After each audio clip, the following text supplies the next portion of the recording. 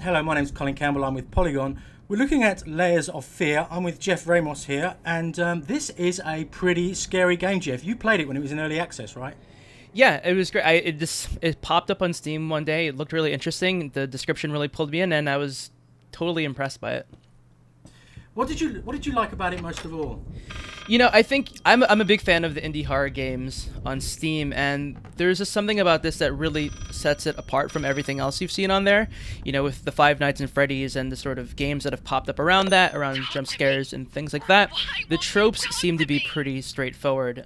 When you're looking at the Steam description of this game, they bill it as a psychedelic horror game, which is not a term I've seen a lot lately, and just the amount of polish on it also set it apart, and it was something I had to play right away. Yeah, I played it in a brightly lit room with a bunch of guys, the developers, and I was scared. There were moments where I was jumping in my seat, and there are a few jump scares, but not many of them. Mostly it's just a disconcerting sense of something not being right, and I think it's very cleverly done.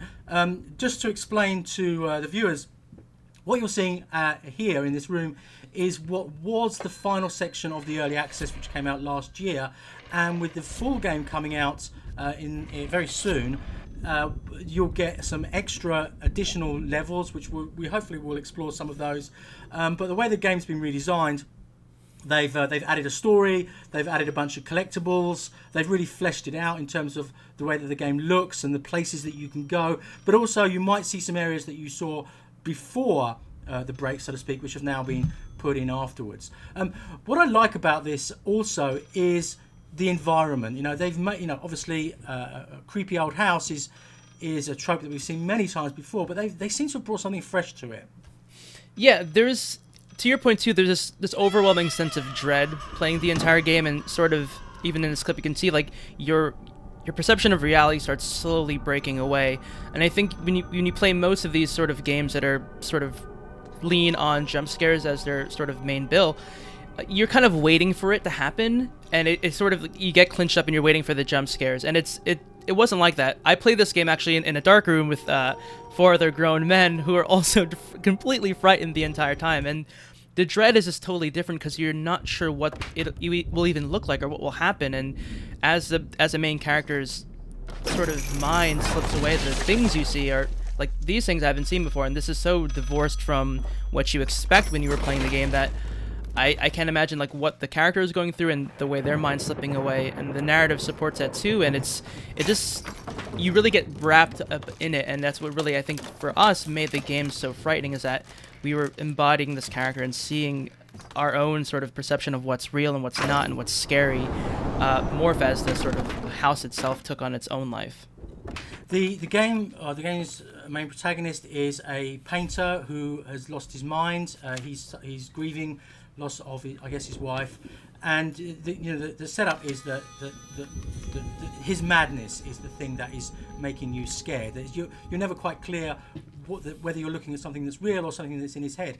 And what's interesting about this is that every room that you go into, your expectation is always being played with. That the room, you turn your head and the room changes ever so slightly, and just that ever so slightness is the thing that's really quite scary. And although there are like scary things that jump down in front of you every now and again, there's enough of the creepy stuff going on and the psychedelic stuff that you never really know what's going to be coming next. And I think what's interesting about Bluebird, weird name for a games company, they're based in Poland, and I spoke to the developers, and they really love horror. And I think they love all kinds of horror, whether you're talking about gothic 19th century fiction or modern scare movies, and I think that shows in this game, which really uses quite a lot of tricks to make you scared, right?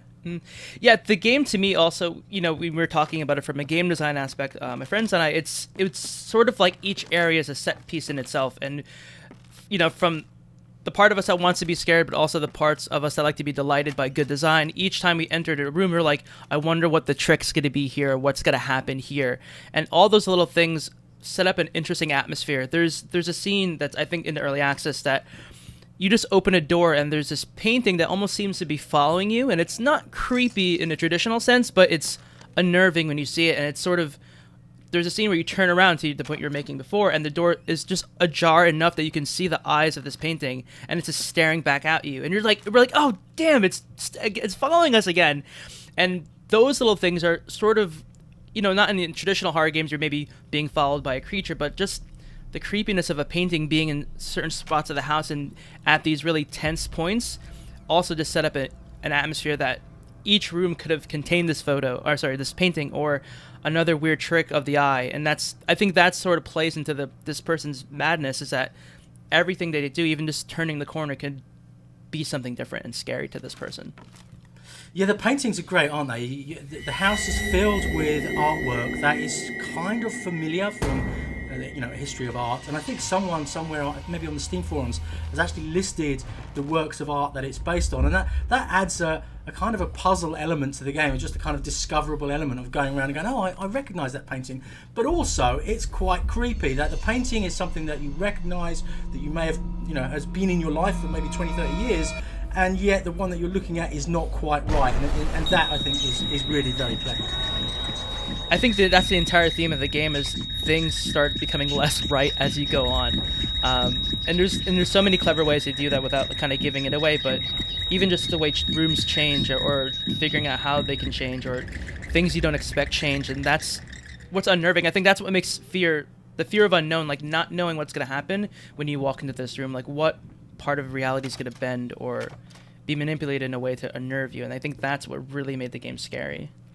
Yeah, it's inspired by A Picture of Dorian Gray, which is obviously a creepy story and a morality tale, which obviously adds an extra level of intrigue to the story as a whole. There are some very gamey elements. As you go around the building, you can collect things, you can fill in a sort of family album with photographs and notes, and there's a painting of your wife which you sort of change as you discover more and more of the house. So there's all sorts of like collectibles, and the developers want you to go back and play again, even though you'll be prepared obviously for some of the jump scares, because each time you play it is slightly different, that your actions have consequences in terms of they change the path of the game. I mean, you've played this already. Do you feel as if it's something that you'll go back and play again? Yeah, absolutely, especially with those, there's the main part of the story is the sort of collectible element of fleshing out this painting, so to speak. But with new things being in there, that's really interesting to me. And I also sort of do this thing where I like to invite people to play horror games with me, and to see their reactions and see the way they do it. So I'm actually really excited to, travel back to this game with either the same group of friends or just with a new group of friends to see how they react to it. And just as the completionist part of me also wants to see like what those things are, because at least what I've seen from the early access, the things you do collect really color the story a little bit more and really dive deeper into the madness this person's experiencing, because most of the game is fairly non-narrative. It's a lot of elemental sort of storytelling, and so there's a lot of and that's the thing too, we felt like there's maybe corners of the house we missed or things we didn't see before. So with the final version, I want to see every corner of this house and see how it's changed and manipulated, and to see what collectibles I might have missed. Dolls and doll houses. That's pretty scary stuff, right? Yeah. I'm even watching this now, even though I cut the video, I've watched it a couple of times, it's still making me feel a bit creeped out. Oh yeah, that was not in the early access, the dolls running around. So that's interesting, because I think that part of it too is like the main enemy is or sort of antagonist in the early access version was your mind. So seeing that there's sort of this other entity there can, I kind of don't like what I see right now. No, do you kind of wish that you like horror? I don't have any sort of intellectual problem with it. It just frightens me too much. Would you play this game on your own in a dark room with some really cool headphones on a big screen? I'll admit that I don't often play horror games by myself. I like the social experience of being scared with other people, whether it's watching movies or playing games. Even when P.T. came out, I used to have parties for people to come over who haven't played it. I don't anticipate playing this by myself, especially with this new stuff that I'm seeing, but I'd love to invite other people to play it when I get a little bit too scared for me.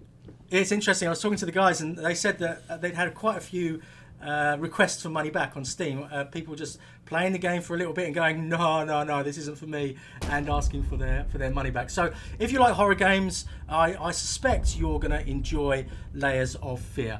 My name's Colin Campbell. Thank you very much, Jeff, for joining me. Thank you for having me.